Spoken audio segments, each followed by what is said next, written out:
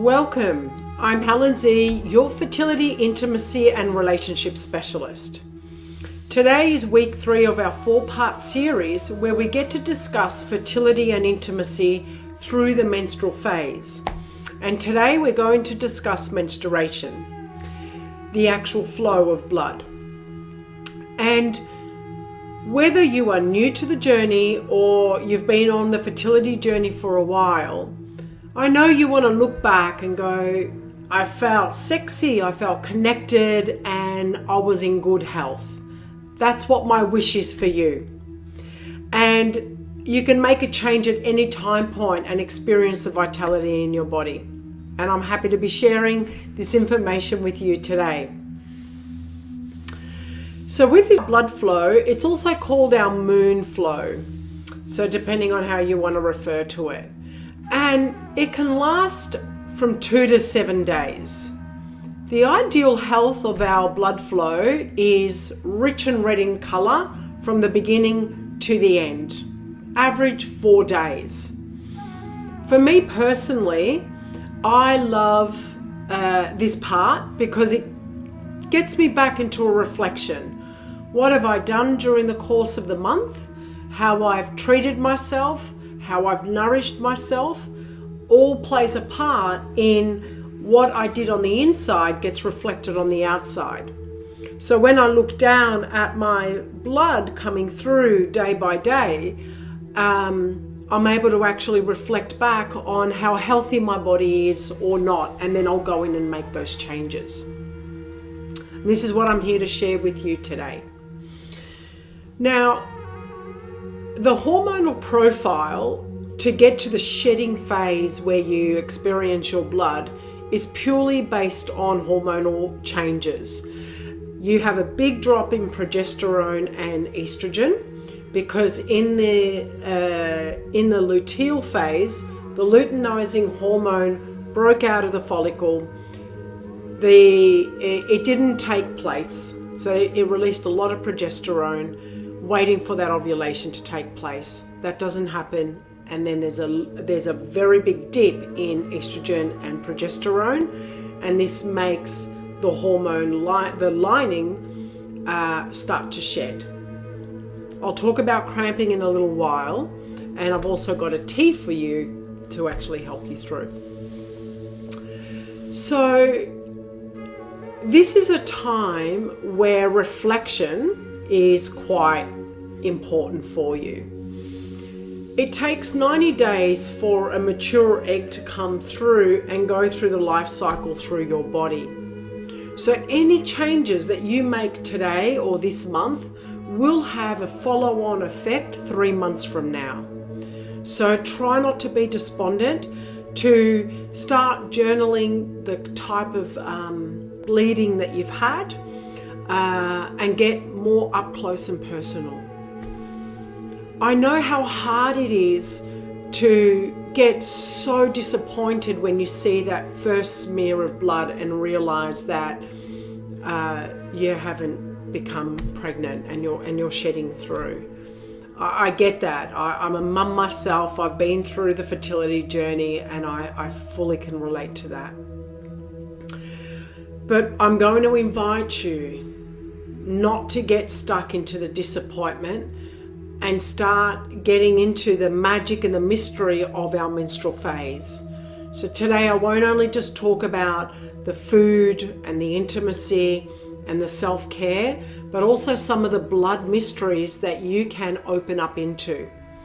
And I've learned that through my teachings over the years, and I wish to share that with you today. So it's time to rest and reflect. Now, depending on the quality of your blood, some of you may be experiencing blood deficiency, in which case your blood is quite pink, watery, sometimes orange, or dotted with pink spots. That's a good indication that you are deficient in your blood. Now, a lot of fertility clinics don't look at your menstrual blood as a means of how healthy you are or not. Whether you either bleed for 1 or 2 days and you're in between a certain time band, they say that you are ovulating, menstruating, and try your luck. But when we look at the blood quality, we can actually start making some changes for ourselves. The other thing that some of you might have as a viewer is stagnant blood. In which case, when you start menstruating, it comes out looking dark, maybe even black, brown, and also has clots through it. And also shedding of your uterine lining.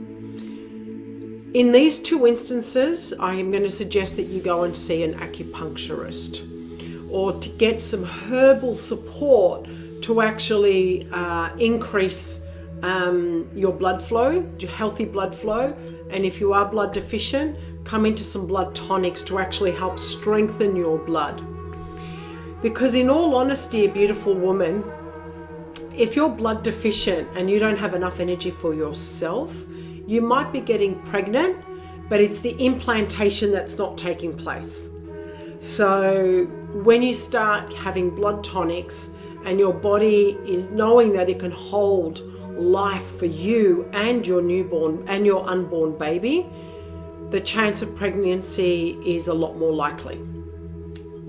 Similarly, if you're suffering blood stagnation, it means that your uterine lining and your uterus is quite stagnant. And if you've got a built up of blood in your lining from your last period that you haven't shed properly, implantation can be a lot harder to achieve. So it could be as simple as just changing your diet and your exercise and having some herbal tonics that may make a difference. So if you haven't explored that, I highly suggest that you do. And herbal medicine and acupuncturists can also help if you've got a very, very long cycle and you're ovulating quite late in the piece as well. Okay, so when you are bleeding, resting and reflecting, journaling, as I said, it's a time for repair. Getting in touch with nature is so important. We as a woman are representative of what is possible. We carry the womb inside of ourselves and the possibility of new life regenerating every single month. Okay. So when you're bleeding, if you feel comfortable, you may want to bleed out into the earth. Just give back what's not needed, back into the earth. This might feel a bit unconventional, but for many, many years and through a lot of tribes still today and a lot of practices today, this still happens by women. In Western world and in overly civilized environments, that's where we've lost the connection of what's possible with our fertility and the fertility that we have around us in nature. So we can tap into that for ourselves. Another thing that I recommend that you look and consider but not do when you're bleeding is potentially yoni steaming. It's again another ancient technique that can help with blood deficiency or stagnation of blood or long periods, and to actually bring your ovulation cycle into a healthy check for yourself. And what it requires is steaming herbs and having a chair with a hole in it that you can sit down and actually start steaming into your yoni and your vagina area. It is an art form.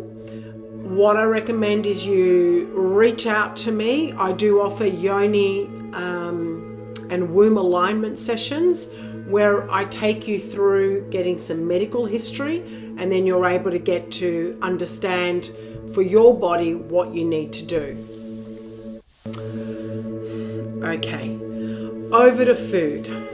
When we're bleeding, we need a lot more protein and iron in our body.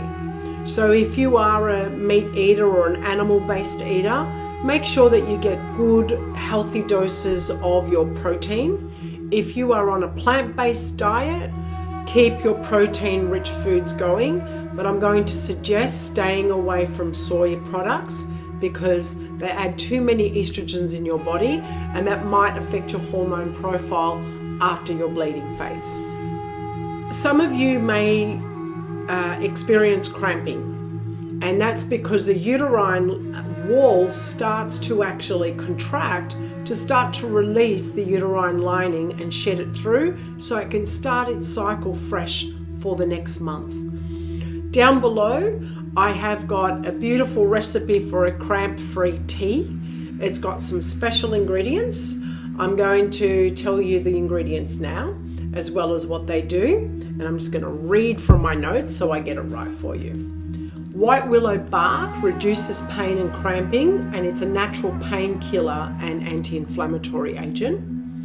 Red raspberry leaf supports uterine function, restores the cell walls of the uterus. Chasteberry Vitex, I highly recommend this product even on its own. I've been on it and it's really helped regulate my high estrogen levels come back down. It reduces cramps, fatigue, and other symptoms associated with your menstruation. Lavender promotes relaxation, is a natural nerve tonic, and reduces tension. And jasmine, used as a natural mood booster, it promotes a sense of calm, peace from the inside out. Over to our intimacy section. This is a time of going inwards, so honor yourself. If your partner does like making love, or if you really enjoy making love during your blood phase, go for it. I recommend it if that's what you love and enjoy. But if it's not, find other ways to be intimate without getting into sexual penetration, because it is your time to actually come and withdraw inwards and feel from the inside out. Your bleed time is a great time for sharing emotionally and vulnerability with your partner in giving and receiving. Because when you do get your period, you might feel blah and disappointed that you're not pregnant. So there's unresolved conversations to be had and changes to make to your lifestyle for carrying you through over the next few months. And these are great conversations to have now with each other. Another beautiful tip for intimacy is massaging each other. So women, if you feel like your breasts are really heavy, go into self-massage for yourself, or encourage both you and your partner to actually work with your breasts as loving touch and play. And you might have your lower back or your womb area that might need some beautiful sensual touch. Get out some nice oils, put on some music, light some fragrances if that's what you choose to do, and just go through a practice of giving and receiving a massage. And you might spread it out. It might be over a course of a couple of days. It doesn't all need to be in the one go.